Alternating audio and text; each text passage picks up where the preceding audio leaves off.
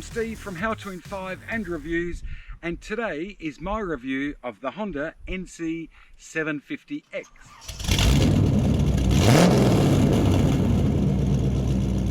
I've owned over 50 motorbikes in my time, even at my young tender age, and ridden many more. And I'm going to say that the Honda NC750X is not a good bike. It's a great bike. And if you stick with me for the next 10 minutes or so, I'll explain how I come to that conclusion. I also talk with my hands a lot. Let's get to what makes this bike, or takes this bike, from being a good bike to a great bike. Firstly, the styling. I mean, Honda has nailed it. They've got that semi-adventure look. They've got a little beak on the front here. Oh, it doesn't really do anything. It's for styling. But they've got the look of this bike really down pat. It looks good, and when you pull up somewhere, people will come and ask you about the bike and say, well, I haven't seen one of those. And there's not an enormous amount of these in Australia. I know they're very popular in Europe, but they've nailed the styling, which makes it, yeah, I mean, it's always nice to ride something that looks good. Riding along on the open road, I'm sitting along here about 60 mile an hour, 100 kilometers an hour, and look, it's a pleasure of a bike to ride. It's smooth, there is no vibration at all coming through the grips, none through the foot pegs. You could just munch up the miles on this bike. You would need, I think, a little bit more wind protection, and we'll talk about that later if you were going to be using it as a touring type bike. But it is a very relaxing ride. The seating position is good. Well, it's good for my height, size, whatever you want to call it. I'm 5'10". Maybe if you were up around the 6 foot mark, the 1.8 meters, or a little bit taller, you may need to lower the pegs. I find it very comfortable, and I think, you can't quite see the instrument panel in this shot, but I'm getting along at about 3.1 litres at that 100 kilometre an hour mark. So immensely economical, a comfortable pleasure of a bike to ride.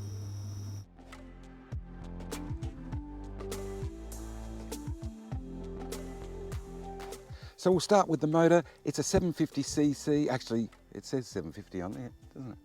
But it's actually 745 cc's. It's a parallel twin, so 2 cylinders side by side. You can see how far forward the motor is laying. It brings that weight. If I pan back a little, you can see just how low the motor is in the bike, and that's really recognizable when you're riding it. It's a single overhead cam, 4 valves per cylinder, liquid cooled. You can see the radiator on the front there, quite exposed. That needs a guard on it if you're going to be travelling with other bikes on unsealed roads, because I could see that getting some damage. But 6-speed gearbox, normal Honda wet multi-plate clutch, dipstick and oil filler is down here to check your oil level. It produces about 54 horsepower. So this time we'll do the 0 to 100 kilometres an hour, or 60 mile an hour. Now remember, this is a low revving engine, so I do have to shift early, but here we go. We'll give it a try. 3, 2, 1.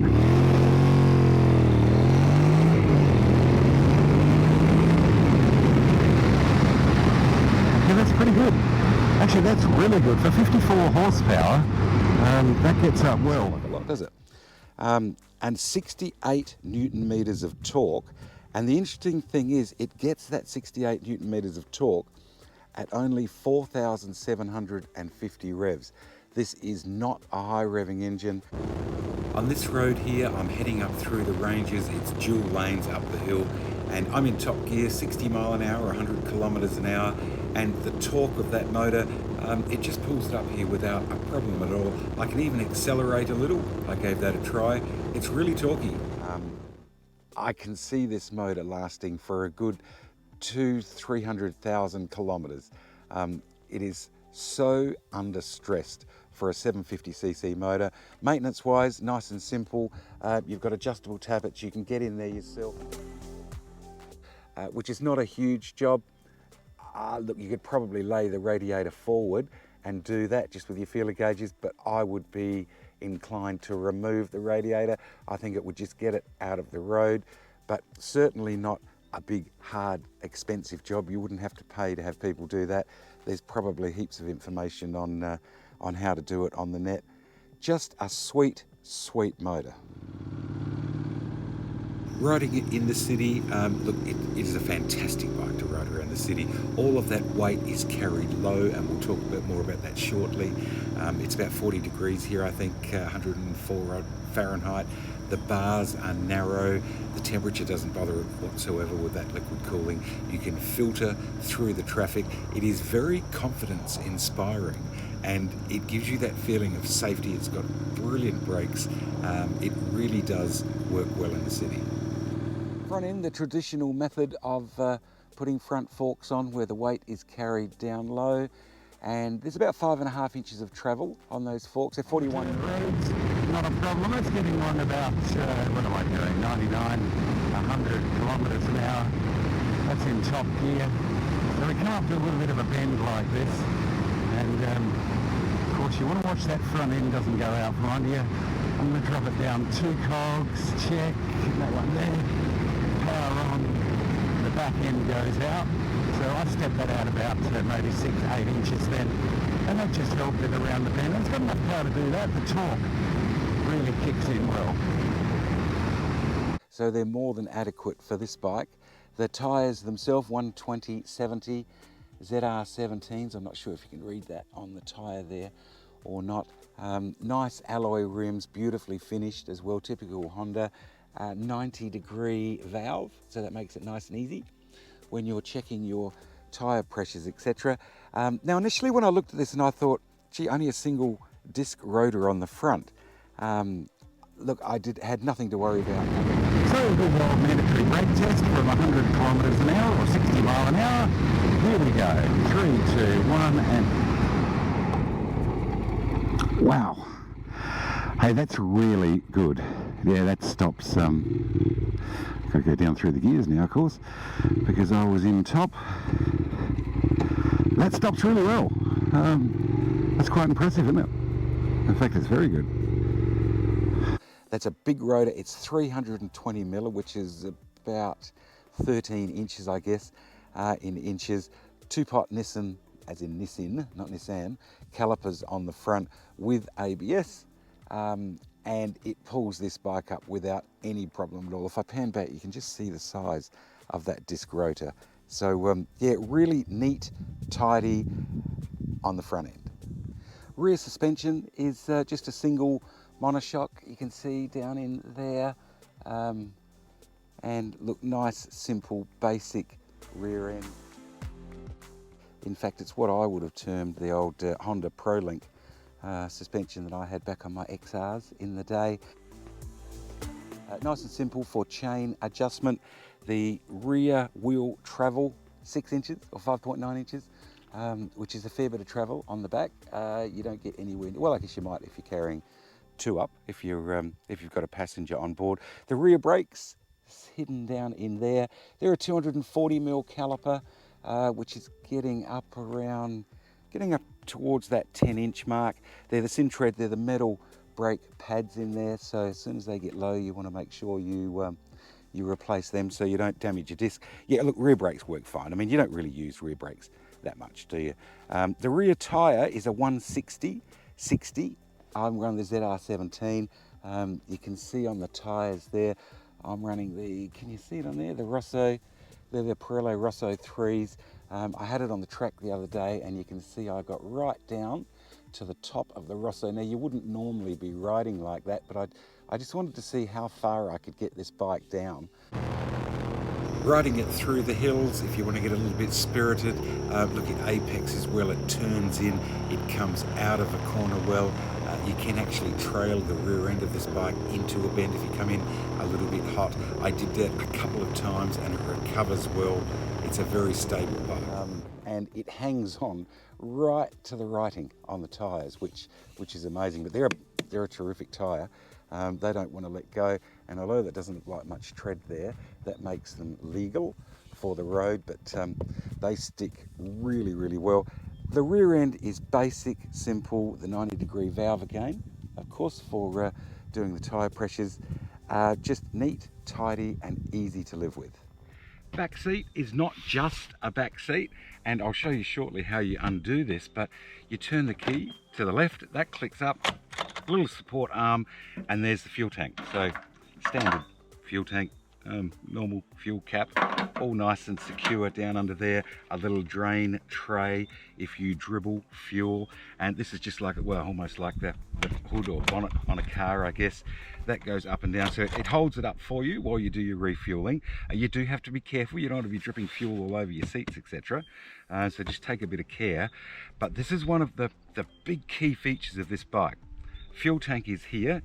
It then runs forward down under the seat. 14 and a bit litres of fuel, or about, what is that, about 3.5 gallons, I think.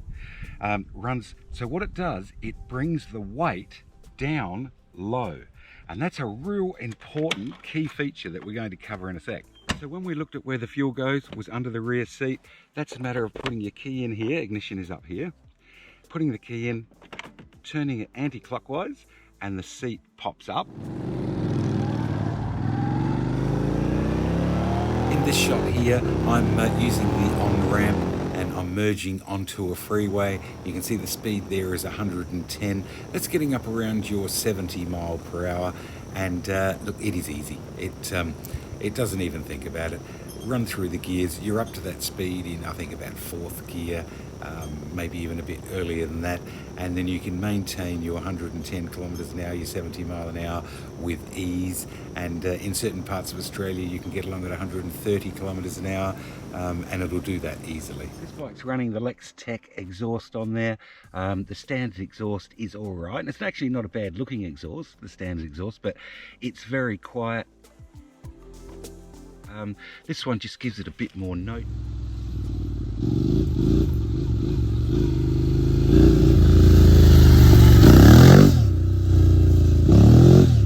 You can see the size of the bore on the back there, and I'll just give her a start.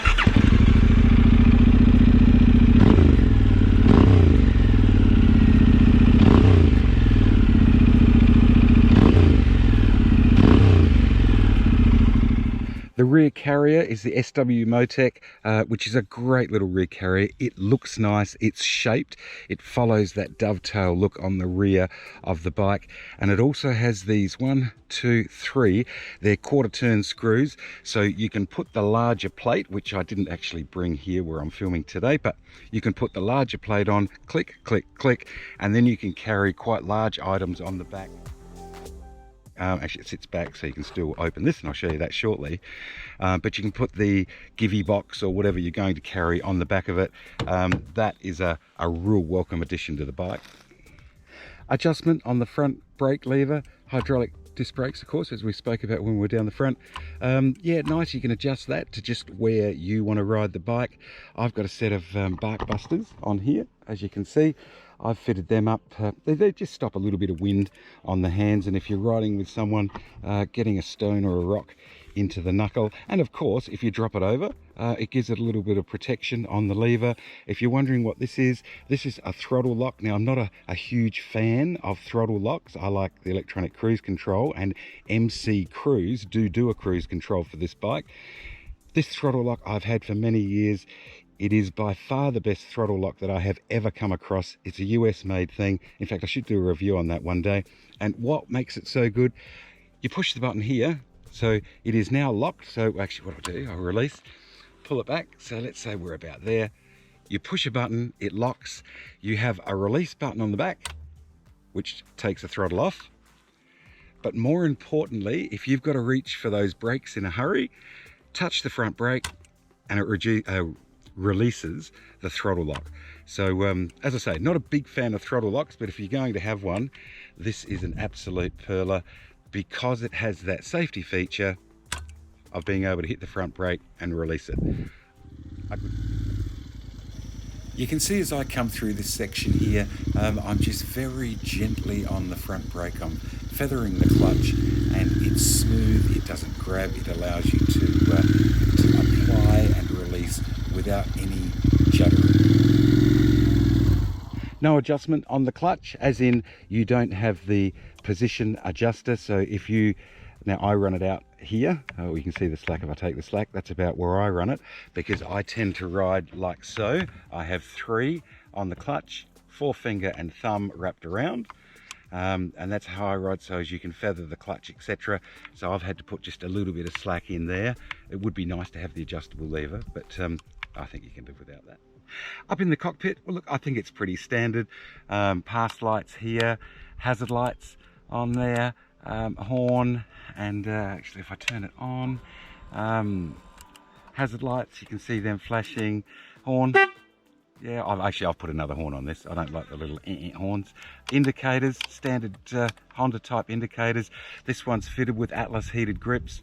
I used to run the Oxfords, which had the little box, etc. But the Atlas, nice and simple, just a push button there, run through your temperature ranges. Nice and simple, and you don't have the control box, waterproof. In fact, you don't even know it's there really, do you? Pretty standard on that side. This side, engine kill over here. Start down there. Instrument panel, you can see the fuel there. Now 3.6 litres per 100. That I have been riding it fairly hard, as we've seen, and we will see further in the video. It's fine. You get a good 400 kilometres out of a fuel tank. Clock, fuel gauge down here, odometer, the tacho, and you can see it redlines at just under 6,500 RPM. You're never going to wear this motor out. It just doesn't rev high enough. It's a sweet, sweet little motor. And as I say, you have to live with it to know. It's not a bad panel. It's pretty basic, pretty simple. And maybe I'm just old, but I do find programming some of these things a little bit awkward. Once you've got it set up, I guess you're not really doing anything, but it took me 10 minutes the other day to work out how to get the display a bit brighter. Of course, once I got the book out, it was pretty straightforward. Always try and do things without the book. But yeah, good little panel. Spider walking up the windscreen there, just coming to say hello. It's an interesting instrument panel in that it's one of those panels that when the sun is on it, it's actually brighter than when the sun's not on it. As in, you can read the numbers and the display. Look, it's not a bad panel. It's nothing to write home about, but nice big digital display for your speed. As a daily commuter, or maybe just off for a cup of coffee on a Sunday morning and that type of thing, the little windscreen that's on this bike is adequate. But if you're going to be doing long hauls where you're on the bike for several hours at a time, I think a taller windscreen, maybe another 150, 200 mil, 6, 8 inches, something of that nature, would just reduce that wind blast, because it could get just a little bit annoying over long distance hauls. The little windscreen that's fitted to the bike, it is just that, a little windscreen. I think if you're going to be doing any long distance touring, you'd want to extend that by a good 150 mil or 6 inches. It does what it is designed to do. It breaks that wind on your chest. So when you put the crew or the throttle lock on, you can actually take both hands off the bars, sit upright without any wind pressure. Not that I would do that, of course, that would be illegal. But you can do that. So it breaks the pressure. It hits you about, I would say, chin level-ish on me, maybe a little bit higher if you're shorter in the body. But it does what it's designed for, but not a lot more. It won't keep you dry. It'll just break that pressure, relieve the arms, give you a bit of a rest. But yeah, nice and simple. If you're going to put an aftermarket or a higher screen on, 4 little Allen key heads there, bang, it's off, and you could bolt on your screen. Make no mistake, this is primarily a road bike, but with a few minor modifications, a sump guard, radiator guard, maybe a front mud guard extender, a set of multi-purpose or all-terrain tyres. This makes a very capable dual-purpose motorbike, but still with the ability to give you those nice long-haul rides in comfort at a good speed with a fantastic fuel economy.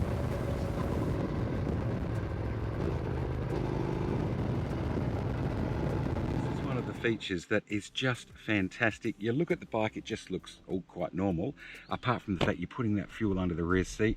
Why are you doing that? If we turn the key this way, up comes the entire front section where your fuel tank would normally be. Helmet inside there, and I pull that out. Now that's a Shoei, that's a Neotech 2, and it's quite a large helmet, the Neotech 2, and it has this little wind grabber here on top of it, the air vent, and it only just fits in there to the extent that down in the bottom here is a little plastic cover. Now that's to hold your, that normally hinges up like so, and your books are kept underneath there.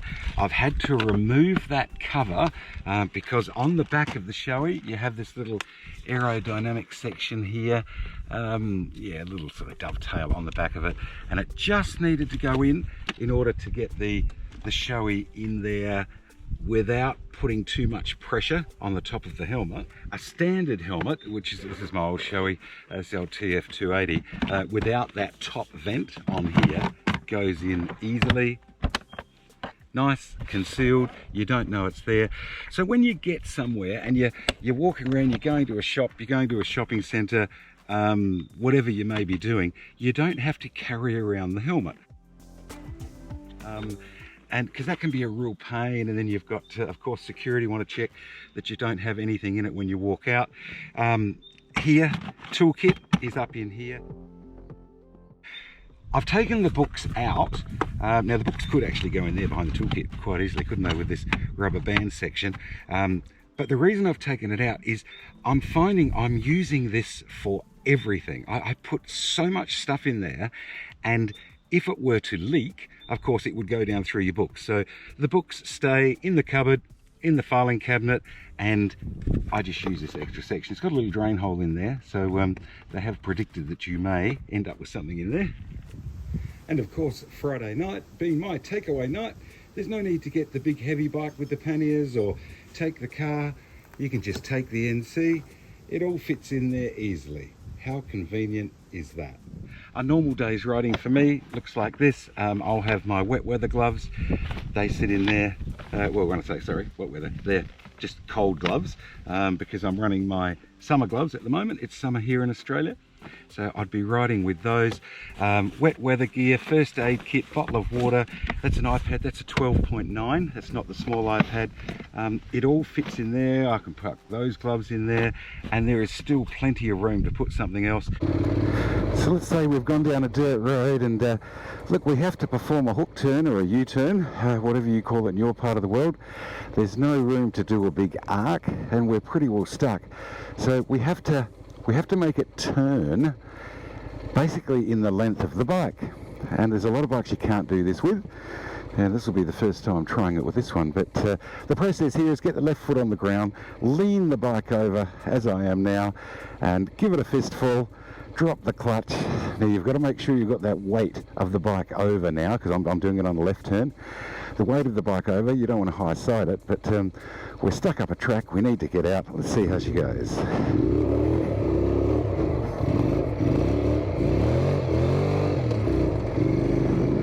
Well, that's easy. That's dead easy. Wow. A bit simpler than I thought it would be. Maybe a little bit of shopping. When you do get somewhere, of course, and you come out, if you're going to put your helmet in there, so you're going into a shop, this stuff you have to sort of shove inside the helmet. The helmet won't fit in with the 12.9, with the iPad in there, but you tend to shove this inside the helmet itself if you're not going to carry your helmet. But yeah, just a fantastic feature of this bike. So this time we've pulled up to a rise. This is quite steep, as you can see, and will it hold on the brake? Yes, it will. We've got to perform a U-turn here. We have to try and get to be going the other way. What's it like? So reverse it down, a little bit of lock on that wheel free, turns. Oh yeah, look, it does that easily. You know, for a road bike, this is a very capable trail bike. Remembering that clearance, we've only got the 6.5 inches, and that's an important thing to remember clearance wise. and of course long grass. With the exhaust you don't want to start any fires, but I see people do test rides on bikes all the time, and they have the bike for 5 minutes and then they rate the bike as to whether it's a good bike or a bad bike. And you really can't do that. Well, you can, but it's not fair to people that may be potential purchasers of that bike. You need to live with it, ride it, put it in all sorts of conditions, get a fuel economy, see what it's like to own that bike on a daily basis. And I can tell you that this NC, I have to say, is a real surprise package.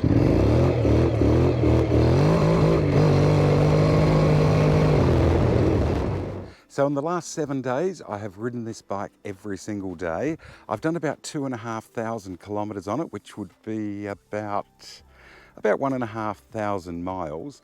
And I wanted to see what it was like as an everyday ride. I've put it in the city. I've done a bit of light trail riding with it.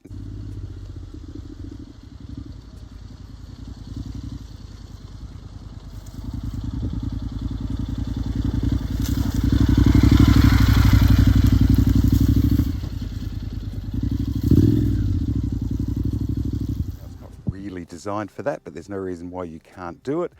I've had it in the wet. I even had a little bit of track work with it just to have a play. It's not a race bike. It was never designed to be, but I do like to put them on the track. I've lived with it as you would live with a bike in normal daily use or even as a weekend rider. And I was supposed to be reviewing this bike. After the 7 days that I've ridden this bike, I liked it so much I couldn't help it. I've bought it and added it to the stable. It is a little ripper. Seat height is 830mm, which is 32.5 inches. You can see it's nicely shaped there, so you can get up forward. I'm a stander. I love standing on the pegs, so you can stand and your knee or your legs come in here quite nicely. It flares out a bit at the back. It's not the soft, oh, it looks it when I do that, doesn't it?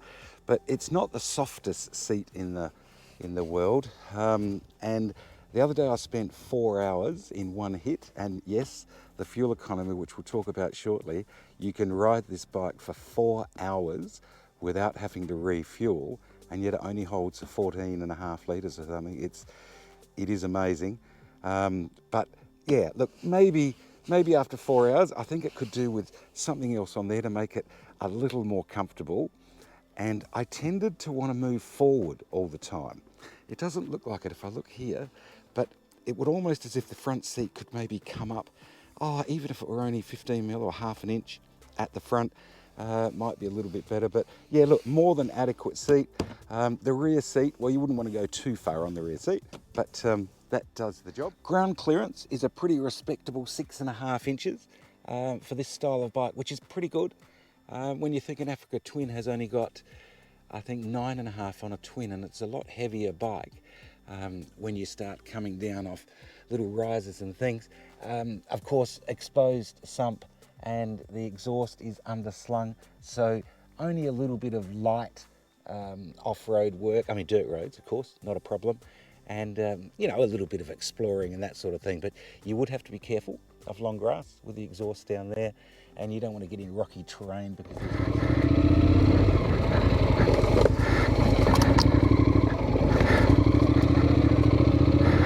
and picking your way through a few little dirt tracks and that sort of thing.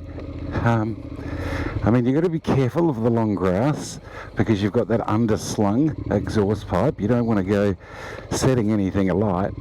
But I mean, it's more than capable. You get to rocks like this, you want to watch your clearance and not go over the high rocks.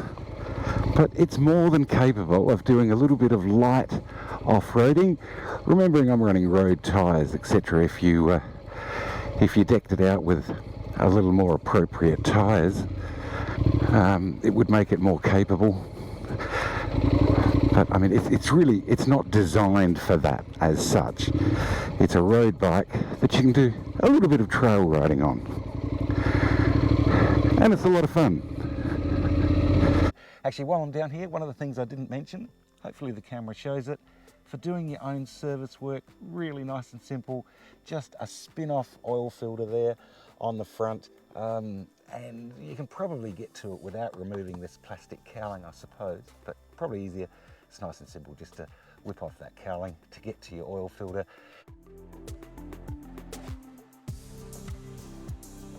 So you can do your own service work, which is really important. You're not pulling off mountains of fairings and plastic work, and you don't have to have any special tools to do your servicing. And that's a pretty important thing if you're into the cost of bikes. You're not paying big money to have them serviced. So what is it that takes the NC750X from being a good bike to a great bike? It's no one thing. It is a combination of things that make this bike what it is. The fuel tank under the rear seat, getting that weight down low of the fuel you're carrying, the motor being so low mounted in the frame, decent big frame, the fact that you can do your own maintenance on that motor. There's a lot of money invested in maintenance on bikes. This is straightforward. Spin-on oil filter, as we had a look at, fill it up on the side. Even when you get to that stage that you have to do the tappets or the valve clearances, it's a straightforward, simple job. I'm sure there's videos on how to do that. Pop off the rocker cover, ring spanner, screwdriver, set of feeler gauges. You can do your own valve clearances. I mean, these are hundreds and hundreds of dollars to have these jobs done. You can do it yourself. Air filter, okay, a little more awkward to get to, but you're still going to take out, clean and put the air filter back in half an hour. That makes it all right. The trunk or boot or whatever we call this section up here is just the most wonderful thing. You're out on a ride somewhere and you just want to pull over and have a rest. There's not a shop in this day and age. You don't want to be going into some shops, do you? But there's no shops. Pull it up, pull out your bottle of water, have a drink. Maybe it started raining. Get your wet weathers out, change into your wet weathers. All can be carried under here. A bike cover if you use this bike to go to and fro to work, and when you get to work, sun and rain, etc. Not good for paint, fabric on the seats. You can pull your bike cover out, put the bike cover on. It can sit there for the entire day. You don't have to have the panniers and the rear top box. You can keep the bike nice and clean, aerodynamic. Running costs, apart from the servicing, the actual running costs of the bike, over the 7 days that I tested this, and I rode it every day, I rode it in the dirt, on the trail, well, we've seen all that, haven't we? And I rode it fairly hard at some points. I averaged 3.3 litres per 100 kilometres. Now that's over 70 miles to the gallon US. You don't have to put the premium fuel in it. It'll run on, well, certainly in Australia, on the standard unleaded fuel. The running costs are low. The weight and C/G are low. You don't have to be Arnie to own this bike. And by that I mean having all of that weight. I mean, it's 220 kilos. It's still got a fair bit of weight and it's still stable on the road. So when you get the wind coming off of other trucks, or lorries or side winds and that sort of thing, you still have the weight to keep it stable, but you don't have to be a massive person to ride it. It's because the weight is low, it's not up the top, it's easy to maneuver around and wheel in and out of positions. Lighting is adequate. It's actually pretty good. It's not brilliant, but the lighting is okay on the front. Good brake lights, good indicators. The switch gear is all quality built. I mean, it's a Honda, and it's a really well-built machine. I think you could do a lot worse than owning a Honda NC750X as your daily ride. It's not the sort of machine you're going to be doing Dakar on, was never designed to be. It's not a track race bike, was never designed to be. This was designed to be an easy bike to live with, super convenient, economical to run, economical to own in general. I really think they are a great motorcycle. But look, hopefully you enjoyed the video. If you did, if you could please give us a thumbs up and subscribe, or maybe share it with someone else you may know. If you're an NC owner, I'd love to get your feedback in the comment section, or I mean, no doubt I've missed something in my my review of this bike. I'd love to get your feedback, or you may have a question about this bike, and look, if I can answer it, I certainly will. I answer all comments that I get in the comment section. So, but anyway, I guess that about covers it. Until next time, cheers.